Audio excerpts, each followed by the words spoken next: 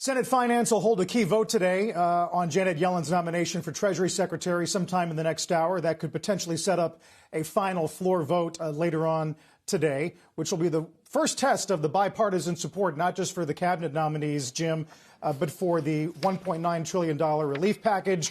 On Wednesday, it was Senator Romney had some questions about why are we moving so fast? We just passed $900 billion. And then yesterday was Susan Collins. How much of this is truly at risk? Yeah, the pushback is starting, and I think that, look, I'm not president, but I think that everything about the vaccine is all systems go. I think that the stimulus, the money in people's pockets, all systems go. But once again, David, you know, the state thing, they don't seem to, the Republicans don't even understand that the states are broke. And because they think that only some states are broke. But yeah, COVID has been an equal opportunity destroyer. It has, but it has been an area of a lack of any unity whatsoever. None. And there was obviously not really included. Now, there is aid that is going to the states in the form of other types of aid, but there is not direct aid to the states to help them maintain budgets so that they don't have to lay people off or make drastic cuts in services. Right. And that's a question. The Democrats support it. Mitch McConnell, as majority leader, of course, was not. And you heard it sort of being demonized as a red state, blue state thing. And I heard these words, you know, right, criminality somehow in the blue states. It was unfortunate, but it doesn't mean that that's going to really move the debate a lot, given the Biden administration's in there. We'll see. Do you think it mattered that they were, both sides were respectful to Janet Yellen when she was on the Hill? I don't know how you can't be respectful to Janet Yellen. I agree. Carl, I think the problem is that there are lots of people who still believe that there are only some people who are really hurt, and there are many people who aren't, and that's actually true.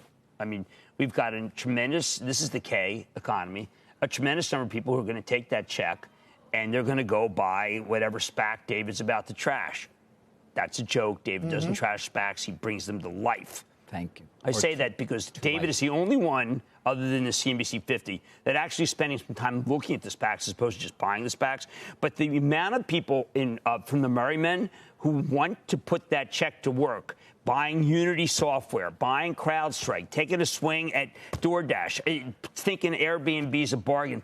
Carl, they are real, and you see them, and the stocks are being shorted against them, betting that the Merry Men will run out of fuel. But if they get those checks, they ain't running out of fuel. They're going to go right back in.